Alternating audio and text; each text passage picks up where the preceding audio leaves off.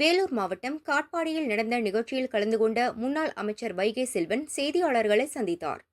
ஒவ்வொரு காலகட்டத்திலும் ஆட்சிக்கு வந்து மூன்றாவது முறையாக மின் கட்டணத்தை உயர்த்தி இருக்கிறது திராவிட முன்னேற்ற கழகம். இந்த மின் கட்டணத்தை உயர்த்தினால்தான் மத்திய அரசிலிருந்து நிதி பகிர்வை பெற முடியும் என்பதற்கான ஒரு சூழ்நிலையினால் தான் இந்த மின் கட்டணத்தை உயர்த்தி இருக்கிறோம் என்று மின் பகிர்மான கழகம் சொல்லி இருக்கிறது. இதற்கு என்ன பதில் சொல்ல போகிறார்கள் அவர்கள்?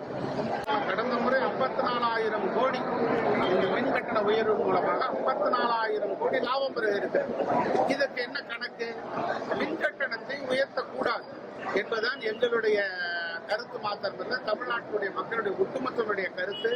ஆகவே சாதாரணமாக 300 ரூபாய், 400 ரூபாய், 500 ரூபாய் கரண்ட் பில் கட்டிக் கொண்டிருக்கிறவர்கள் இப்ப 1200 இருந்து 1300 வரைக்கும் ஒரு வாடகை கொடுக்கிற அளவுக்கு கரண்ட் உயர்ந்திருக்கிறது. இது மக்களை நசுக்குகிற செயலை திராவிட முன்னேற்ற கழகத்தின் அரசு செய்து கொண்டிருக்கிறது.